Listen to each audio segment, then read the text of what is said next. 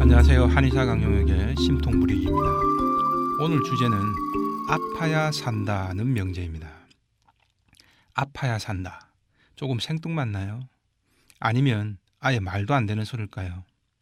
사람들은 늘 건강을 챙기고 어떻게 하면 안 아프고 살까? 한마디로 무병장수할 수 있을까를 걱정하는데 갑자기 왜 아파야 산다는 걸까요? 때로는 말도 안 되고 상당히 모순처럼 들리지만 이 말은 정신의학적으로 엄연히 우리 마음속에 존재하는 부정하기가 힘든 명제입니다. 특히 유교나 이슬람권 등 자신의 감정이나 의사를 말로 표현하는 것을 그다지 성숙한 모습으로 좋게 여기지 않는 문화권에서는 이런 경향은 더욱 심하게 나타납니다. 우리도 말 많은 사람, 자기 표현을 너무 잘하는 사람을 입이 싸다, 촉세다 이런 식으로 비난조로 말하지 않습니까? 이처럼 감정 표현이 문화적으로 억압되어 있는 경우에는 특히나 말 대신 몸이 아픈 것으로 자신의 의사를 표현하게 됩니다. 한국인들의 무의식에도 때로는 몸이 아픈 것이 100마디 말보다 훨씬 더 설득력 있고 강력한 메시지를 전달합니다. 여러 가지 2차적인 이익까지 얻을 수 있습니다. 재벌이나 정치인들만 하더라도 어떻습니까? 유명인들이 사회적으로 물의를 빚으면 초호화 변호인단을 구성하고도 여지없이 마스크와 환자복 차림으로 등장하지 않습니까? 어떤 때는 아예 휠체어나 침상 위에 누워서 검찰청사에 들어가곤 하죠. 감형과 동정 여론을 얻는데 이보다 더 좋은 명분은 없기 때문이죠. 그런데 이런 모습들은 필부들이라고 다르지 않습니다. 과민성 대장 증상과 두통으로 내원한 한 고등학생의 사례부터 보시겠습니다. 이 학생은 한 학기 내내 배탈 설사를 한다고 합니다. 어떤 때는 너무 아파서 오전에 아예 학교를 못 가거나 학교에서도 수업을 못 들어가고 양호실에 누워 있거나 조퇴를 하는 경우도 많아졌습니다. 과민성 대장 증상과 관련해 양약이며 한약이며 여러 가지 약도 먹었지만 소용이 없었다고 합니다. 그는 오히려 배만 더 아팠다. 이젠 한약도 더 이상 먹기 싫다라며 미리 손사래를 칩니다. 입시 준비에 피치를 올려야 할 고등학생 아들, 그것도 하나밖에 없는 외아들이 저렇게 아프고 치료도 받지 않으려니 부모는 또 얼마나 애가 타겠습니까?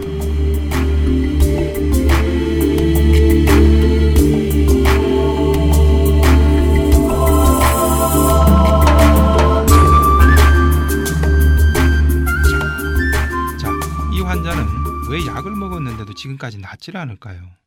바로 서두에서 말씀드렸던 아파야 산다는 무의식 때문입니다. 보호자를 밖으로 나가게 한 뒤 환자와만 개인 면담부터 진행을 했습니다. 사실 이 학생은 애초에 공부에 소질도 없고 뜻도 없었습니다. 그렇다고 딱히 자기가 하고 싶은 게 있는 것도 아니었습니다. 왜 대학을 가야 하는지도 모르겠고 주변에서 가야 한다고 하니까 그냥 학교는 다니는데 아무 재미가 없는 거죠. 아니 그런 재미를 못 느끼면서 공부를 하고 학교에 하루 종일 붙잡혀 있으려니 지옥 같은 거죠. 그런데 부모는 그래도 남자가 4년제는 나와야 한다 이러면서 비싼 과외와 학원으로만 몰아붙인 겁니다. 고등학교에 입학하자마자 그때부터 아들과 부모 사이에 이 같은 실랑이가 계속된 겁니다. 그러다 더 이상 부모의 뜻을 이길 수 없다는 좌절감이 생긴 거죠. 이게 바로 그가 아파야 사는 이유인 겁니다. 이는 꾀병과는 전혀 다릅니다. 꾀병은 한마디로 거짓말이죠. 설사도 안 나고 배도 머리도 안 아픈데 아프다고 거짓말 치고 조퇴하고 학교 안 가는 거는 꾀병이죠. 그런데 이 학생은 실제로 많이 아프고 설사도 나옵니다. 이를 정신의학에서는 꾀병과 달리 신체형 장애다라고 정의합니다. 자신의 내면에 존재하는 부정적 무의식을 말로는 표현을 못하다 보니까 억압되어 있다가 이처럼 신체화되어 몸의 이상 반응으로 나타나는 것을 말합니다. 환자 입장에서는 대부분 실제 통증이나 설사처럼 몸의 이상 반응이 나타나기 때문에 원인 모를 몸의 이상이라고만 여기게 됩니다. 그래서 환자 머릿속에는 이렇게 정리가 됩니다. 나는 언젠가부터 갑자기 아무 이유도 없이 몸에 이런 병들이 생겼다. 그런데 이 병은 약을 먹고 해도 잘 낫지를 않는다. 그래서 나는 내가 해야 하고 싶은 일을 하지 못하고 있다. 나는 몸만 빨리 회복되면 빨리 그 일을 제대로 해내고 싶다라고 말이죠. 그런데 이는 애초에 발생 순서가 뒤바뀐 겁니다.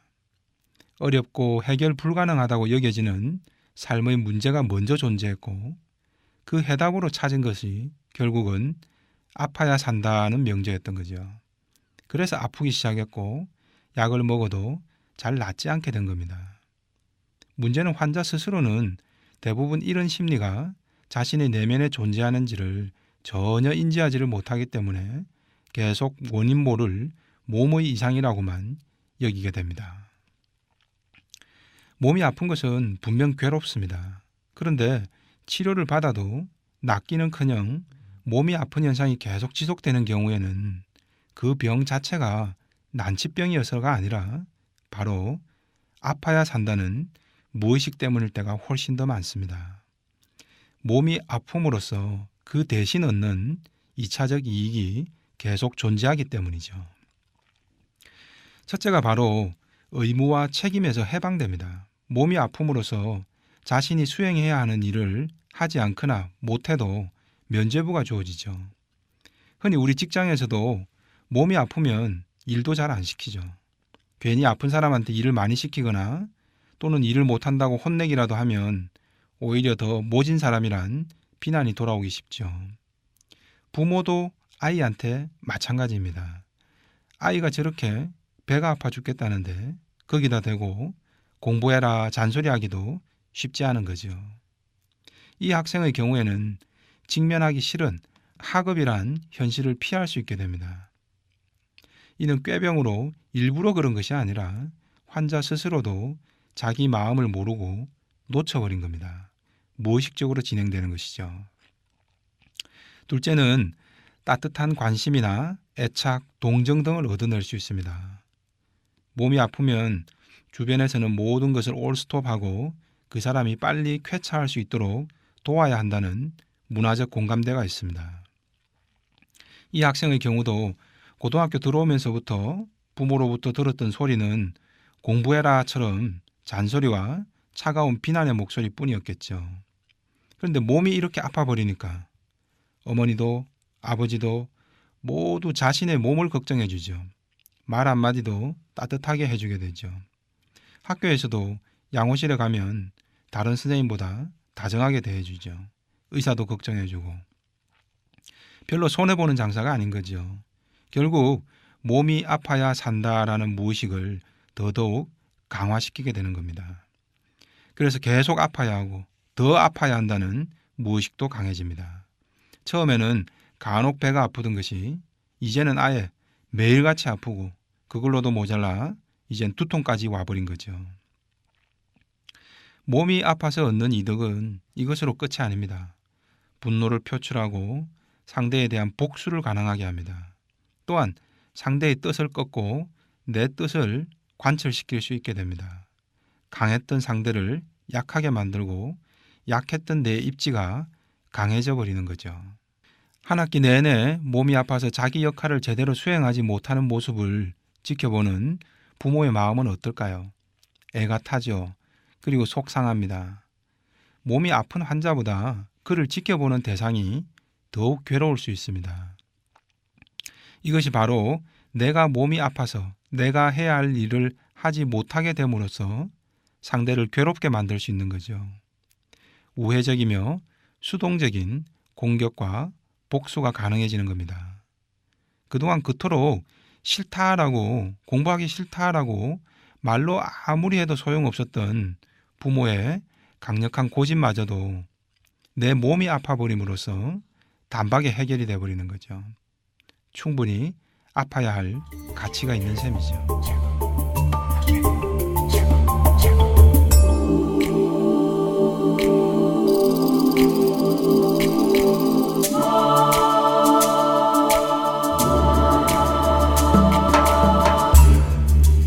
이처럼 몸이 아프다는 것은 때론 삶의 훌륭한 도피처가 됩니다.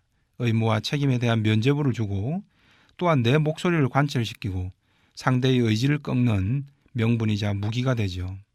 그러다가 보호자도 지칠 즈음엔 이익 효과가 시들해질 수 있겠죠.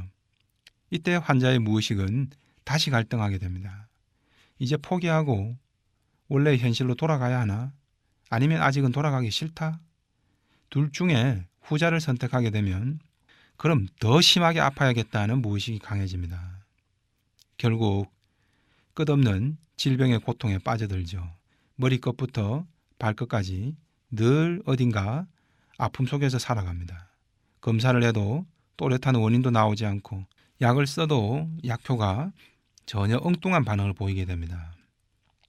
소화제를 썼는데 소화가 더 안 되고 두통약을 먹는데 오히려 머리가 더 아프다고 호소하는 시기죠. 그야말로 중환자가 됩니다. 위에 예로 든 학생만이 아닙니다. 마치 스펙 쌓기 경쟁이라도 하듯 서로 몸이 아파버려야 한다는 무의식 대결을 펼치는 경우도 많습니다. 평소 권위적이고 아내 말을 무시해버리는 남편에 대항하려는 아내의 무의식은 결국 자신의 몸 여기저기를 아파버리게 만듭니다. 객관적인 아픔보다 주관적으로 더 아프다고 느껴지게 됩니다.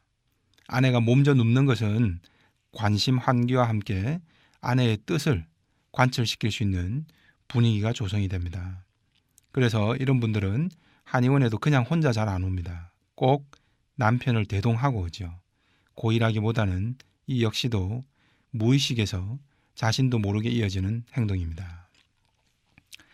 고부 갈등 중에는 남편을 사이에 놓고 시어머니와 며느리가 보란듯이 서로 아프기 경쟁에 뛰어드는 경우도 있습니다. 부부가 서로 아프기 경쟁을 하는 경우도 있죠. 아내가 아파서 한의원에 따라왔다가 아내가 아프다는 설명을 듣고는 남편이 그럼 나도 이런저런 곳이 아프니까 나도 치료받겠다라고 나서는 경우도 있습니다. 아내 혼자 몸이 아파서 유리한 위치를 선점하게 되는 것을 용인하지 않겠다는 무의식이죠. 노부모 부양에 대한 부담이 있는 경우는 어떨까요? 며느리나 자식들이 차례로 누가 더 아픈가 경쟁으로 이어집니다.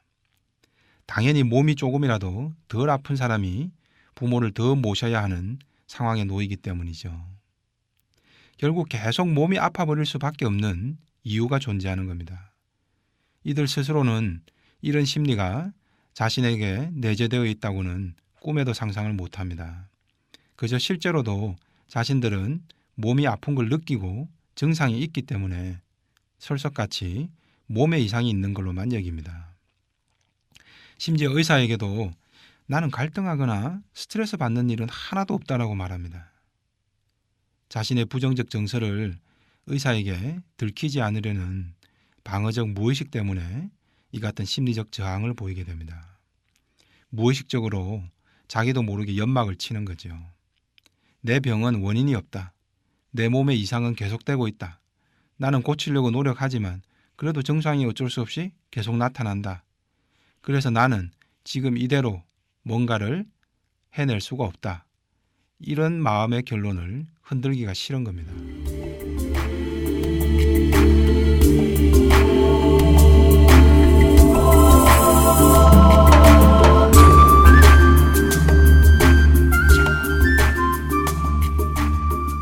분명 꾀병은 아니지만 이런 무의식이 자신의 마음에 존재하고 이런 형태의 마음의 습관을 돌아보지 못하면 자신도 모르게 점점 중독이 됩니다. 몸이 아파서 얻는 2차적 이익의 달콤함을 우리 무의식은 너무도 잘 기억하고 있기 때문이죠.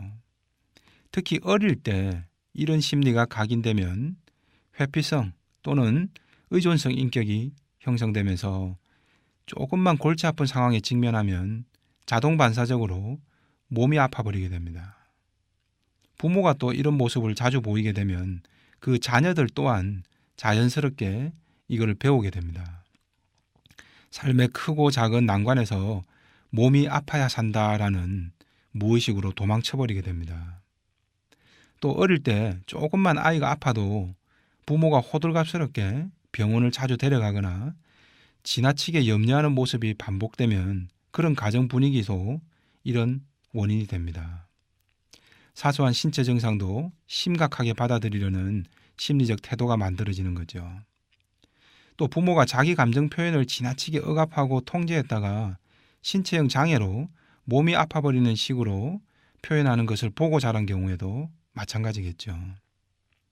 위에 언급한 학생의 경우에는 아프지 않고도 살 수 있다는 심리적 탈출구와 환경 변화를 유도한 뒤에야 복통도, 설사도, 자퇴 요구도 모두 멈출 수 있었습니다.